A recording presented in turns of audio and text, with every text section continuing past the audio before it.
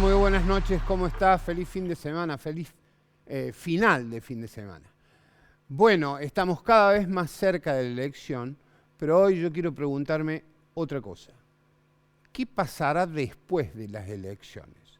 De las elecciones venimos hablando en los programas políticos mucho.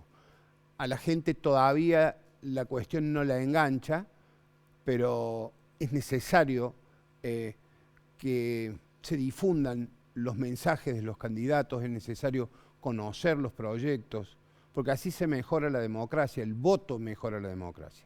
Pero vamos a hablar después, de los escenarios postelectorales. ¿Qué país nos espera? ¿Cuáles serán? ¿Habrá cambios? ¿Cómo será la pandemia?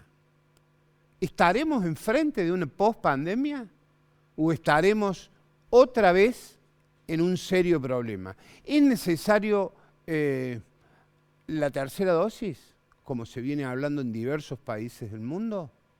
¿Será necesaria aplicarla? ¿Se controlará la variante Delta? Son preguntas elementales, obvias. Nadie me ha dado una respuesta convincente a esas obviedades. Por eso me las pregunto. Porque no sé cómo será. ¿Cómo estaremos económicamente? ¿Se dará el rebote en la economía argentina? ¿Hay chances de eso? ¿Hay posibilidades reales de eso? Un dato que se me ocurre negativo es el de la situación del agro. Todos los pronósticos y los estudios meteorológicos que hacen una previsión de cómo será la temporada, dicen que va a ser un año seco. Si el año es seco se va a cosechar menos. Si se cosecha menos, entra menos plata. Eso es también otra obviedad. Pero bueno, hay que ver, hay un montón de preguntas que hay que hacerse y que hay que pensar en eso. Porque sobre la pandemia debemos seguir pensando. No es solo cuidarnos, sino ver qué vamos a hacer. Sobre todo si tenés responsabilidades de gobierno.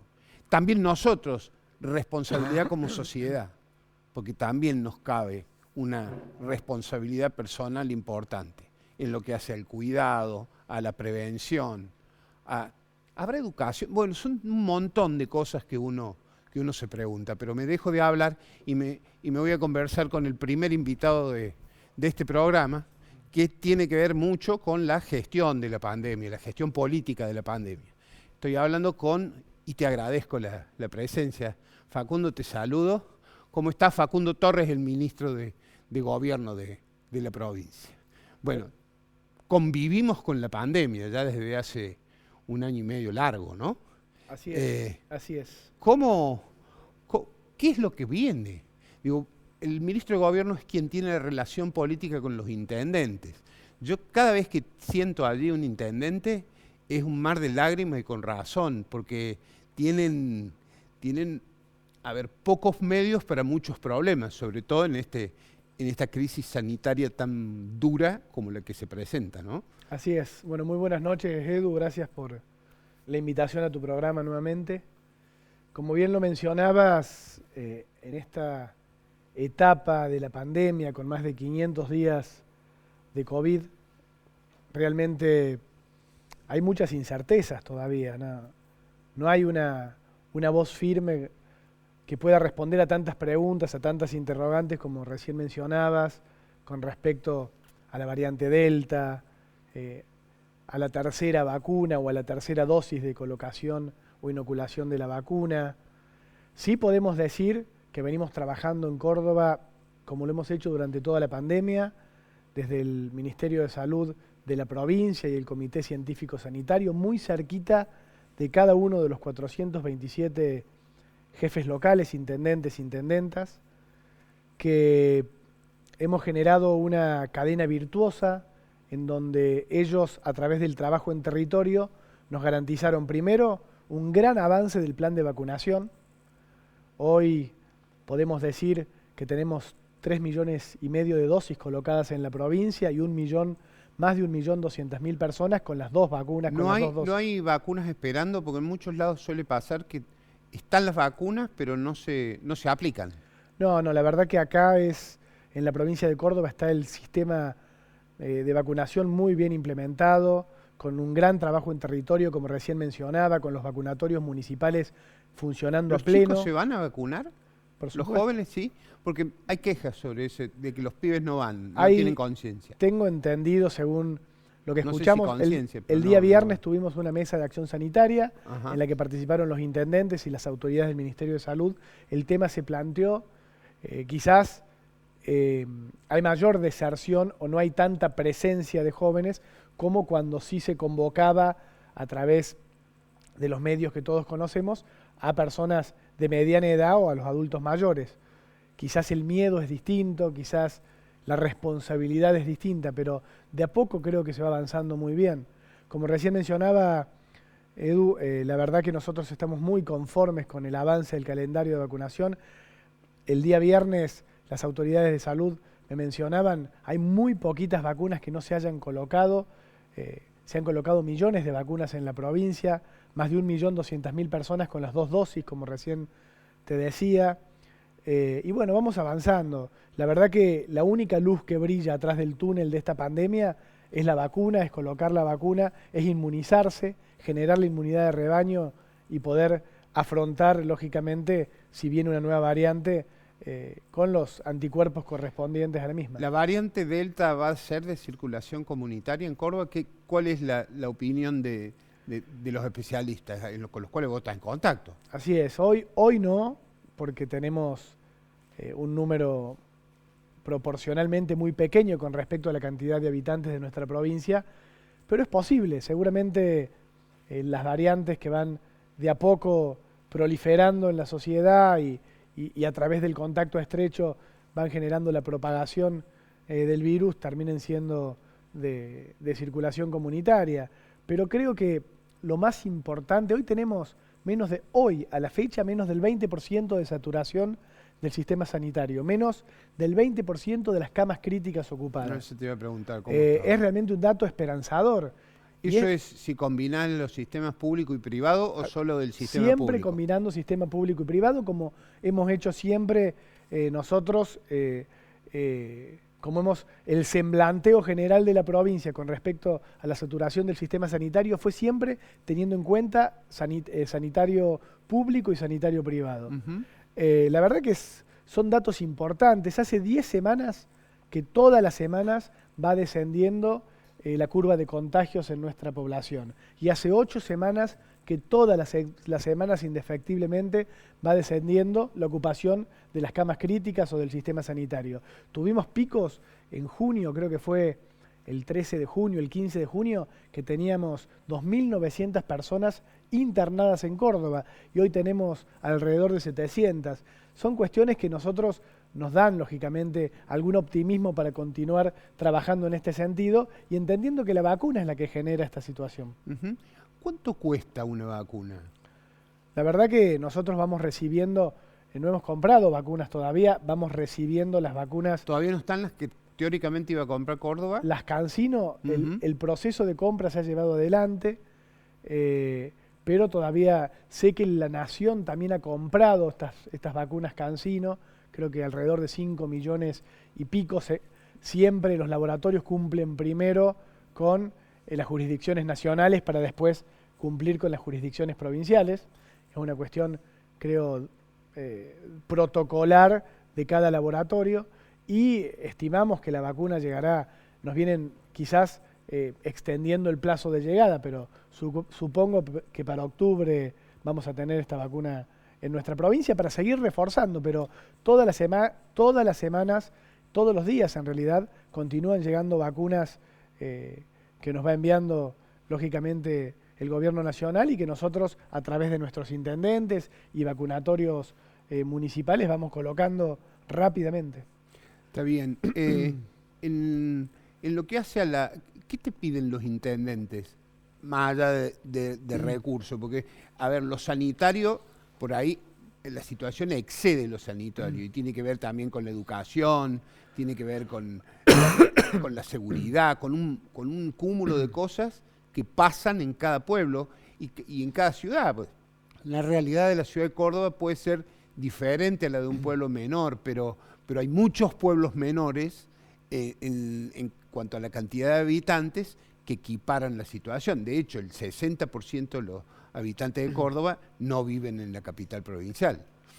Así es, el 62. El 62%. Así es. Estuve cerca. Estuviste muy cerca. Empate técnico me tenés que dar. No, a ver, las preocupaciones del intendente hoy giran en torno a cómo vuelven a activar de alguna manera el normal desenvolvimiento de los municipios y comunas después de la pandemia. Creo que todo gira en torno a eso.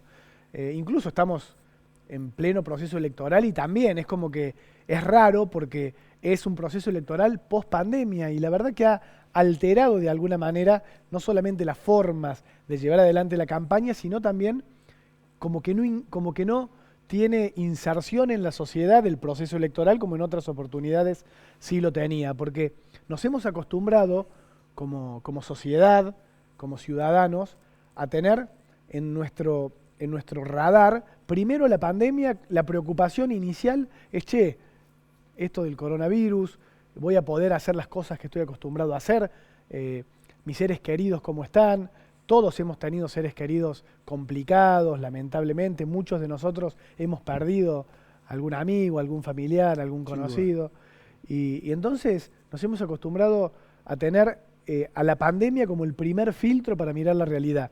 Y creo que en el intendente pasa exactamente lo mismo. Hoy se sitúa ya, no dejando atrás, pero sí con muy buenos números, con buenos pronósticos, con menor cantidad de contagios, con menor cantidad de saturación del sistema sanitario y de ocupación de camas. Entonces el intendente dice, ¿cómo hago para activar, para que mi ciudad vuelva a tener muchos proyectos, para que la gente cambie el modo pandemia, para generar que el turismo vuelva a reflotarse en aquellas ciudades que son turísticas? ¿Cómo hago para imprimirle capacidad o sinergia a la producción, a la industria, al sector comercial, a los emprendedores? Creo que por ahí pasa un poco la cabeza del intendente en esta situación. ¿Cómo va a ser la educación en el mes de septiembre? ¿Va a haber presencialidad? ¿No? ¿Todavía se está evaluando? Se está evaluando y en esto está nuestro ministro de Educación. Sí, obviamente. Muy imbuido en el tema, junto, lógicamente, al Comité Sanitario, y están evaluando cuál va a ser la mejor medida para continuar. Nosotros en Córdoba hemos tenido siempre la búsqueda del equilibrio como premisa, Eduardo, siempre.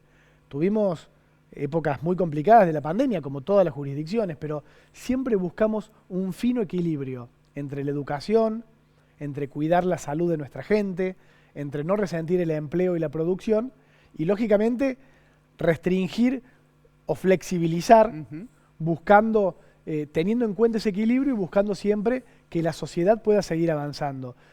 Generamos agendas simultáneas a la pandemia y tratamos de generarlas siempre desde el gobierno provincial. Agendas de empleo, de producción, agendas de educación que de alguna manera convivieron con esta pandemia. Y creo que eso también es una fortaleza que hemos tenido a lo largo de este proceso tan complejo que hemos pasado, que estamos pasando. ¿Por qué Córdoba vota Juntos por el Cambio en las elecciones legislativas? Eso es lo que dicen las encuestas. Yo creo que es histórico. Hay dos situaciones que no hace falta que puntualice porque todos conocen. Primero, es histórico, son históricos los guarismos o la poca adhesión del Frente de Todos, antes Frente para la Victoria, en la provincia de Córdoba. Fuimos la provincia histórica en donde siempre tuvo los peores resultados esta fuerza política. Y después, lógicamente, en estas elecciones en donde no se elige presidente, pero sí se eligen las personas que van a ir a representar a la provincia, al Congreso Nacional, en el tratamiento de las leyes, y lógicamente está nacionalizada la elección, pero en esta grieta que existe en la Argentina y en este plebiscito que es esta elección, es un plebiscito. ¿Estás de acuerdo o en contra del gobierno de Fernández y Cristina en el orden nacional? Y en este sentido, lógicamente, el cordobés cuando plebiscita, más teniendo en cuenta que es una elección para cargos nacionales, de alguna manera se pone en contra, del Frente de Todos, y el vehículo natural es Juntos por el Cambio, porque también es una fuerza nacional. Y es ahí donde nosotros, como hacemos por Córdoba, hacemos mucho hincapié en decir algunos conceptos. Si geolocalizás a las fuerzas políticas que participan, sobre todo a las que quizás tienen más posibilidades de ganar, que participan en esta elección, tanto Frente de Todos como Juntos por el Cambio, sus referentes, sus principales armadores, sus dirigentes más encumbrados, están en Buenos Aires. Y siempre van a pensar en Buenos Aires primero. Incluso las listas se armaron o fueron fiscalizadas o aceptadas por funcionarios en Buenos Aires. En cambio, Hacemos por Córdoba tiene una historia y un raigambre profundamente provincial. Somos una fuerza en donde nuestras autoridades... Chauvinismo cordobés full. Pero es así, pero la verdad que no estoy diciendo nada que escape al conocimiento de la gente. Sí, cuando vos decías eso yo me acordaba que soy más viejo, en el 95, que el candidato a gobernador Guillermo Johnson se resolvió en la oficina de Bauzá a los tironeos. Me acuerdo que cronicábamos eso hace un montón de años. Hoy la situación ha cambiado un poco, ha cambiado de partido, pero sigue definiéndose en Buenos Aires. No, pero por eso siempre, cuando vamos a pedirle el voto a la gente, claro, en esta elección, tratamos de decirles, a ver, necesitamos que nos voten, porque nuestros diputados, nuestras diputadas y senadores son los que van a representar un modelo que viene trabajando en Córdoba hace 22 años, que ha tenido muchísimo trayecto y ha sido parte del proceso de engrandecimiento, de progreso y de desarrollo de la provincia, pero que necesita también que sean nuestros diputados y senadores los que defiendan los derechos de los cordobeses. Facundo Torres, ministro de Gobierno de la provincia, muchas gracias. No, gracias a vos, Eduardo. Bueno, nos vamos a la pausa, ya volvemos.